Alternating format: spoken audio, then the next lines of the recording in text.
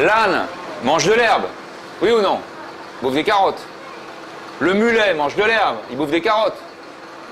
Le poney mange de l'herbe, il bouffe des carottes. Le zèbre, il mange de l'herbe, il bouffe des carottes. Enfin, je sais pas si c'est des carottes en Afrique.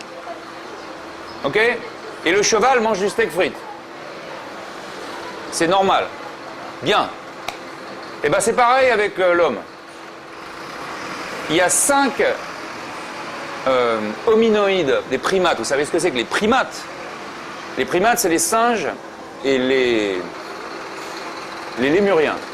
Mais les plus évolués des primates, c'est les singes. Bien. Il y a 5 espèces qui sont extrêmement proches génétiquement, à tel point qu'il est difficile de les distinguer par leur ADN. C'est le bonobo, le chimpanzé, l'orang-outan, le gorille et l'homme.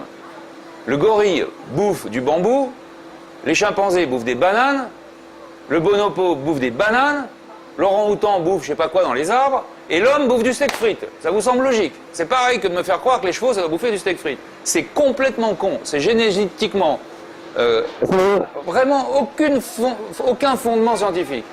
Que fait l'industrie de la viande en France? Elle veut nous convaincre de ça, que les chevaux doivent bouffer des steak frites. C'est la même chose. On a une physiologie de végétariens, on a des intestins de végétariens qui sont 8 fois plus longs que les intestins de carnivores. On a une dentition de végétariens. On a de la salive, il n'y a que les végétariens qui ont de la salive. On a des ongles, il n'y a que les végétariens qui ont des ongles. Enfin, vraiment, c'est... Qu'est-ce qui se passe? Vous avez le Centre d'information de la viande, qui est une entreprise d'éleveurs, que j'ai rencontré en direct chez De Chavannes, hein, dans Ciel Montmardi, il y a 10 ans, 15 ans, et qui se sont frités avec moi dans un débat sur le végétarisme, et qui m'ont raconté les mêmes conneries, les mêmes poncifs. Qu'est-ce qu'ils font ces gens-là? Ils dépensent des millions de dollars pour que les informations sur Internet soient des mensonges. Ils vont vous faire culpabiliser si vous ne donnez pas de la bidoche à vos enfants, ils vont vous faire culpabiliser si vous ne mangez pas des rations de viande, alors que c'est un truc cruel, ignoble, barbare, archaïque, qui n'est pas bon pour la santé, qui est pourri de pesticides, qui flingue toute la planète avec les productions de céréales qu'on donne aux animaux. C'est le pire problème écologique de la Terre, et on nous raconte qu'il faut manger de la viande. C'est quand même dingue.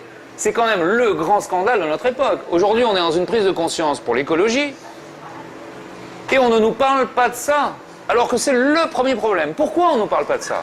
Parce qu'il y a une désinformation telle qu'il est difficile d'aborder ce type de problème dans les médias, notamment pour les hommes politiques. Le premier qui a fait ça, c'est Cohn-Bendit, dans la dernière campagne européenne. Europe Écologie a commencé à dire il faut manger moins de viande de manière très soft. Enfin, ils ont quand même mis ça sur la table.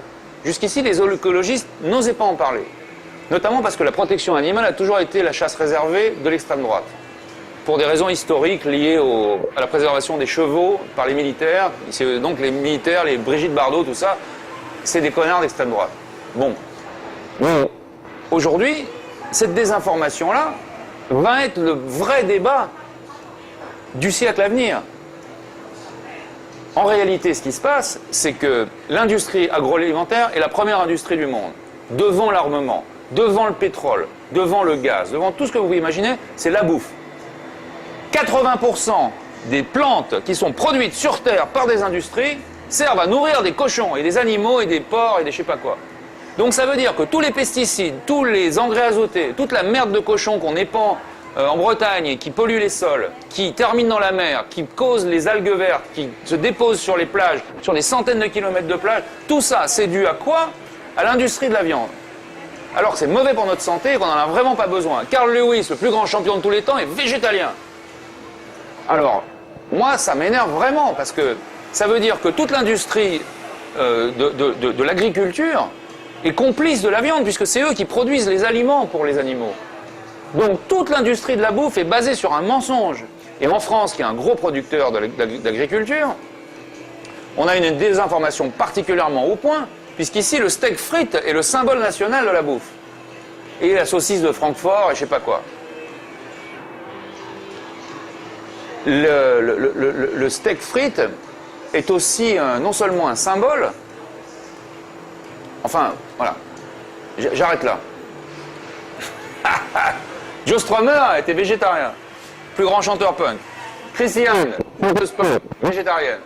Et j'en passe et des meilleurs. Si, je vais quand même dire une chose de plus. C'est que l'autre grand débat du XXe siècle, du XXIe siècle, c'est le problème de l'eau. Les guerres, c'est pour l'eau. Pourquoi ils se tapent sur la gueule au Moyen-Orient? C'est pour l'eau. À quoi sert l'eau? À arroser des plantes qui vont servir à nourrir des cochons. Aujourd'hui, pour produire du maïs, il faut 20 fois plus d'eau que pour produire du blé. L'eau, aujourd'hui, au lieu de la donner à des hommes, on la donne à des plantes pour nourrir des animaux de boucherie qui sont élevés dans des camps de concentration qui sont au-delà de tout ce que la dignité humaine peut imaginer. C'est un scandale, ce n'est pas digne de l'homme. Arrêtez de manger des animaux. C'est la seule chose à faire. Ce sera bon pour votre santé, vous allez découvrir des tas de recettes passionnantes, des tas de choses délicieuses, et vous allez sortir du Moyen-Âge, parce que là on en est encore au Moyen-Âge dans ce domaine-là. Rien n'a jamais été abordé dans les grands médias. C'est pour ça que j'ai créé ce film, c'est parce qu'il faut sortir du Moyen-Âge. On a sorti les femmes de l'esclavage, on a sorti les Africains de l'esclavage, on a donné le droit de vote aux nanas. Bon, ben maintenant, c'est le tour des animaux. Les arguments qui sont pour la protection des animaux et contre le fait de les manger sont les mêmes arguments que ceux qui ont libéré les esclaves, qui ont libéré les femmes. Ce sont des arguments moraux, scientifiques et éthiques. Il y a deux mots à changer et c'est les mêmes arguments, c'est le même débat, c'est le même problème, sauf que cette fois-ci, c'est la survie de l'humanité qui est en question, puisqu'aujourd'hui l'alimentation est le problème et l'eau est le problème. En 2040, on est en 2010, en 2030, c'est pas moi qui le dis, c'est le livre de Fabrice Nicolini Bidoche. En 2030, si la Chine continue sa croissance comme elle le continue aujourd'hui, 70% des plantes produites sur Terre vont servir à nourrir des animaux d'élevage pour la Chine. Voilà ce qui se passe. Qui va parler de ça? Eh ben moi.